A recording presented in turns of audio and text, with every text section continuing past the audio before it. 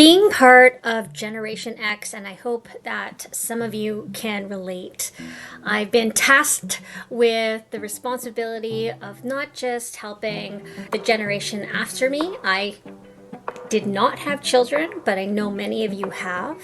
But we've also been tasked with taking care of our own parents. So not only do we have a generation to take care of after us, but we also have a generation prior to us, and sometimes referred to as the sandwich generation. In my most recent career as a senior living advisor, technically sales in a senior living community, I've had to learn a lot of things about the healthcare system and the healthcare system specifically for senior citizens, at least here in Edmonton, Alberta, Canada. And I think a lot of what I'm going to tell you today will be highly beneficial, not only just to the generation that brought us here, but also for ourselves and any future generations that we're responsible for. So I hope you stay tuned.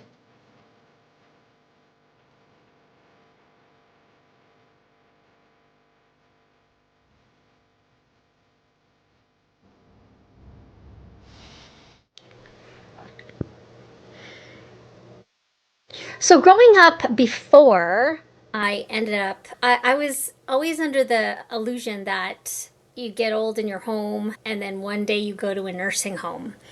And for many cultures, actually, it's customary that the seniors, the elders, stay with their children. Sometimes the eldest, sometimes the male, sometimes the youngest, sometimes the only child.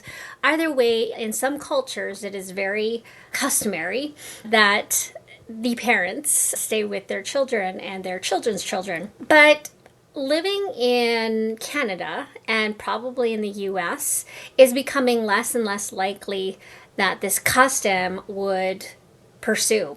And it's no one's fault, it's just how things are. Generations have changed, needs have changed. It's not so simple anymore. With the healthcare system here, at least I can speak for Edmonton, Alberta, Canada, we have what we call a senior housing crisis. And basically, if you've never heard of this, it's basically we just don't have enough housing for senior citizens who need assistance.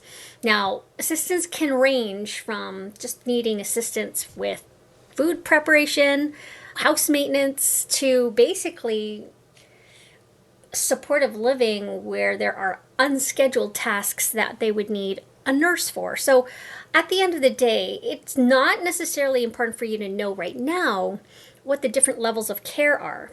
But what I wanted today to point out was what is the difference between assisted living and independent living.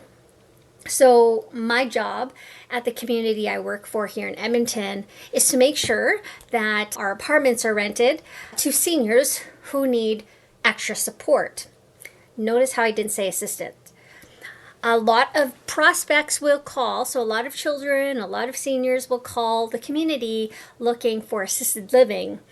And assisted living means to them a place where their parent or they themselves would go to so that, prepped, keeping is provided, and a nurse would be on staff 24/7.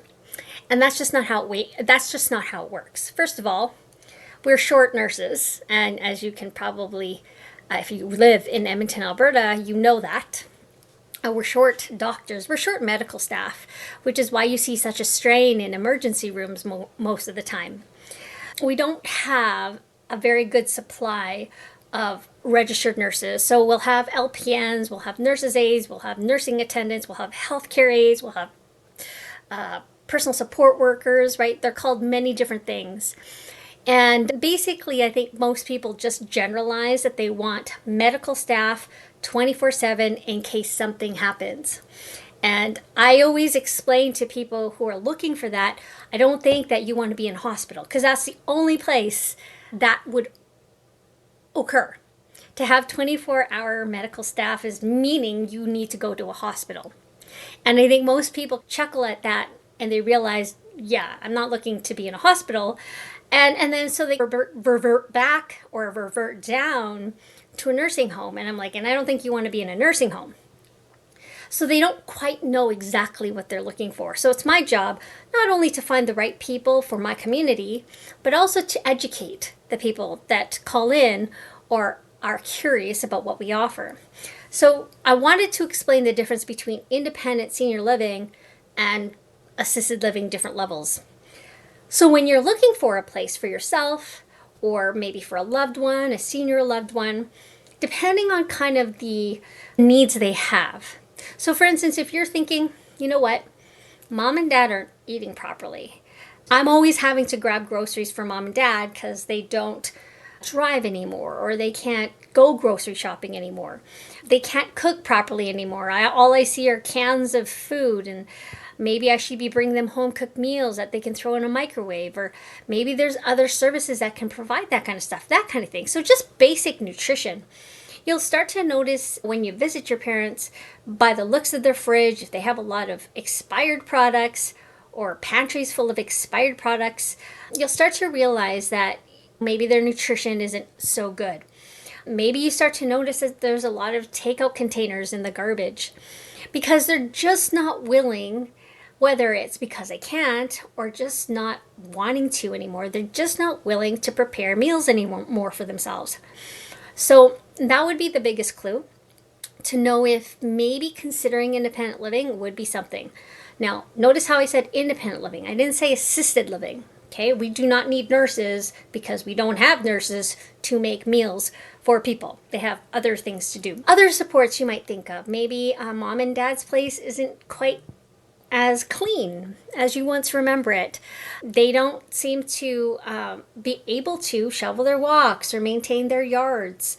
Perhaps their laundry room is in the basement and you know that they're quite slow, and you might assume that they're okay because they're not telling you anything. Those are the kinds of things you need to keep an eye out for. If you're starting to notice that their homes aren't quite as clean as you remember it, ask, how are you doing with the vacuuming, mom? Or who's shoveling your walk, dad, right? Those kinds of things. Because at the end of the day, chances are if you don't really like to do it, how would you expect them wanting to do it, right? I know I, on the best of days, don't like cleaning my house. I like having a clean house, but I don't like to clean it. And if I had the resources, I would sooner hire somebody to do it for me. Mom and dad don't want to do it either. And they may not be able to do it. But their generation just sucks it up and just does it, right? Having a housekeeper isn't something that they would even think of doing because they could spend money on better things, right? That is the mindset of that generation. And keep in mind that what it's doing is they're just not doing it at all. And so why would they, right? It's just them. They're not having to clean for anybody else. So that would be another blaring proof that you're probably looking at maybe having someone that can help them clean their house if it's not you. Okay? One last thing, and I think it's very important you understand this, is if you have a parent that's widowed or single, you have to understand, and if you put yourself in their position, you have to understand that if they don't have their own social network of friends, or if they don't have hobbies, just like any human being, they may feel alone. And they may never, ever admit it to you. Those times when you give your parents a call or you reach out or maybe you go for dinner, they're just so excited. These are probably the most important reasons why you might want to consider some sort of community living is they're not around people their age. It's very difficult for people who are not seniors to go out and make new friendships, let alone just to do it when you don't have a workplace to go to, right? You would have to think of different ways to keep yourself busy in order to meet people. Now, if you have a parent that's never done that, maybe it was their spouse who's no longer here that did that, you can probably relate to the fact that they may feel lonely. And that's one of the biggest reasons why you may want to consider senior living independently. Now, I'm not talking about a 55 plus condo. I'm not talking about that because a 55 plus condo still entails someone to take care of their own space. It's just a smaller space. Now, that could be definitely an option, especially if they're still mobile and if they're still okay to clean and cook, because it's a smaller place. They don't have to clean very big spaces and they don't need stairs. But it doesn't solve the problem of loneliness. In an apartment building, if you live in one, you're not necessarily doing activities with your neighbors, right? Unless somebody's actually coordinating it for you. So, what is the difference between independent living and assisted living? Well, first of all, independent living still allows for supports to be in place, like meals, like maintenance, but it also includes social activities, and in some places, like mine, 24-hour employees. Okay. Assisted living in Alberta, at least I can say for Alberta, you can't just admit yourself into assisted living. So by calling, you can't say, I think my dad needs assisted living.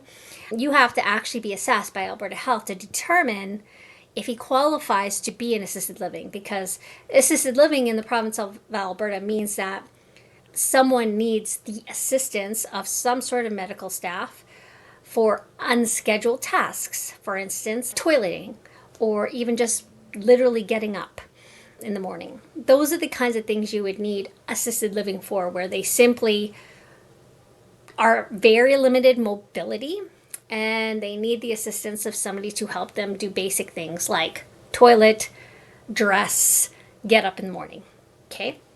So before you start to mix up what assisted living is and what maybe supportive living is, I feel like this would be a really great opportunity to help you save time, so that if you do notice some of these things with your parent or your loved one or even yourself, it would be an opportunity to start looking at independent senior living. One last thing I did want to explain, at least I can say here in the province of Alberta, is if you go into a community that offers both independent living and assisted living, and there are communities like that, it is not a guarantee that if you start off in the independent side that you would naturally move to the assisted living side, because the assisted living side is controlled by the province and they have their own waiting lists, and depending on their waiting lists and the people that are on that waiting list where they prefer to be, the people on the independent living side of any community that has both would have to be at the mercy of that list as well. And just because they live in that building does not put them at the top of that list. If you are looking for something and you've decided that independent living is what fits you most right now with supports in place, don't waste your time on looking for something that has both. What I've told prospects and potential residents that are looking for this kind of living right now is I just say, you know what, just assume you're going to move twice. Because I think a lot of people just want to move once and don't have to deal with it anymore. And the unfortunate thing is that's the hope, that you would thrive in an independent living community and never need pure assisted living. That is definitely the hope for everybody. I don't think anyone aspires to go to a nursing home or to be in assisted living. No one aspires to do that. But I think at the end of the day, we all go at our own paces and go through that journey ourselves. And the thing is that some of it's not controlled by where we go. Plus, at the end of the day, it's 2024 right now, almost the end of 2024, and things might change by the time you see this video. Don't waste your time and don't feel overwhelmed or stressed. Obviously, if you feel like you or a loved one needs to be assessed by your provincial or your state health system to determine if they qualify to go into one of these assisted living facilities, absolutely do that. But accept the fact that they may not, quote unquote, need it, and that's okay.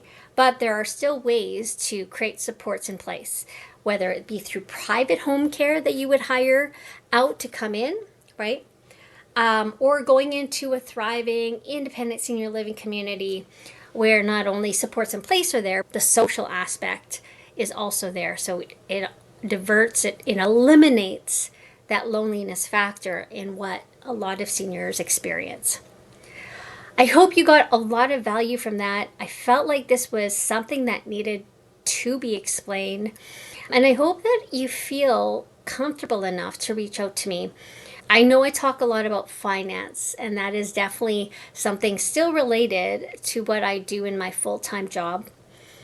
But this is more reason why, if you're still my age or younger, that you still have time to save for these types of independent living.